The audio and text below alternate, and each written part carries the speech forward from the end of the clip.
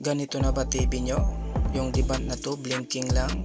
O kaya ito Sony, lalabas si Sony at saka magble-blink. Yan.